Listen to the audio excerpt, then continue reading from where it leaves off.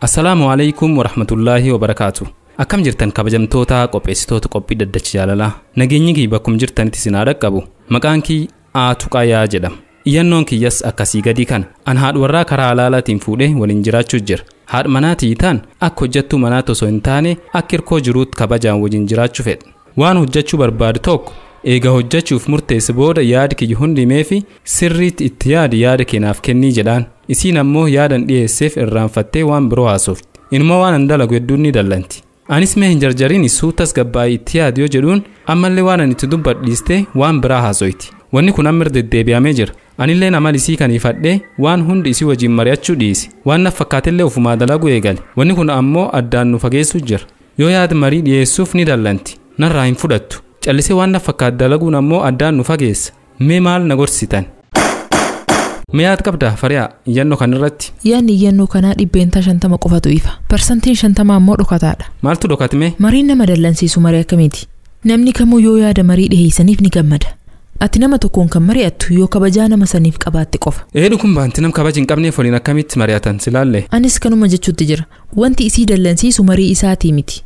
Tarii waan biroo ta'uu danda'a. Mee akkam? Maybe waan isii dallansiisu ta'uu danda'a. Waan isiin hin feene fa'a. Duubi akkas ta'e maaliif dallantire? Dalagaan kun gaarii miti. Hin dalagin.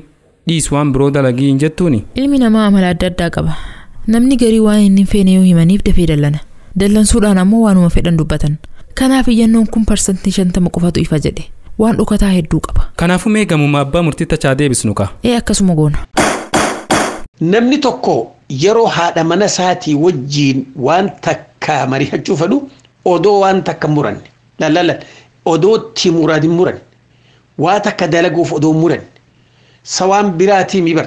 Odoo mana kanarraa godaanallee taate. Odoo imaltuu yaanallee taate.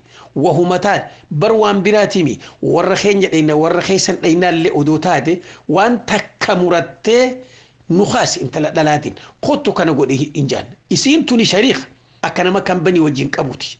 Jiru wajjin qabda abbaa manaatti illee if laaltu isiin tuni kophee miti. Ulee miti.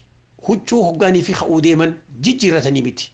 Odoo waa takka hin daleenneen duratti haadha mana kan kooti akkam yoo waan akkanaa daleenneen yaada qaba akkam laalta jiintu. Dubbiin sun isiin itti rafuu jirti.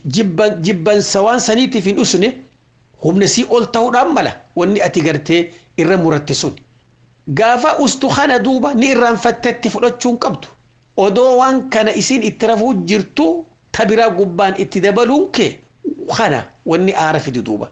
Tanaafuu furmaanni maaliree? Nama tokko yaada tokko muratanii waan sanirratti akkana tahuu qabda wahumaan an muradhe kana na wajjin jaalachuu qabda sanna jalatti na tinnisuu qabda jechuun kee diktaatorummaa. Akkasii miheerri shari'aa islaamummaa. وأمرهم شورى بينهم ننجرب بين كين وشاورهم في الأمر جاءن إرجما سا نبي محمد عليه الصلاة والسلام ودواتك كان هجنين درتي وشاورهم في الأمر لا أمة الصحابة خسي الله خيجرو خنان ودوان تكدل قدين كان مريادهم تنافجج أتي أكأبا منات أمرين شفتي كل في مفتان نهر كجرتي تكاهو دركسون مكيناتي خرومان أنجرجلتي هاجرجلتو jechuu kana sammuutee keessaa baasi waan dalaguu feetu haa diqqaattu haa guddatu warra keetiin mari'achuun isin jidduutti jaalala umti isin jidduutti gammachuu umti isin jidduutti jiruu teessan urgeessitii duba ati hoo yaa gabritti rabbi wani ni sidhaam hogga abbaan manaa keetii waa isin mari'atu xabi'aa isaa bariif namni garii hoggaanii fi gartee waa namaan mari'atu eega murate namaan mari'ata sigalee hamma dandeessutti dhaamsa dhaamiif abbaa mana kan kooti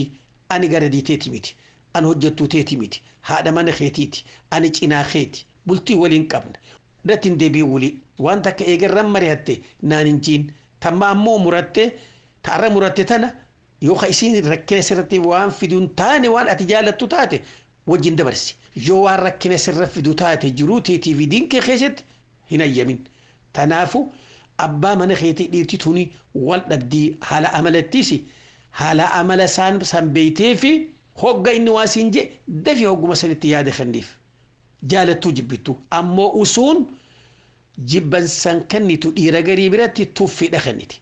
Tanaaf haala amala walii beekuun hedduu akkaan waan nama gammachiisu warra gartee jaalala rabbi irratti diin irratti bultii jaalala irratti wal amansuun qilleensa gartee alaa warra walidduutti hin neyne rabbiin isin haa godhu hamma gaamee fakkii tanaatti walitti deebinu. Wassalaamu alaikum warahmatullah.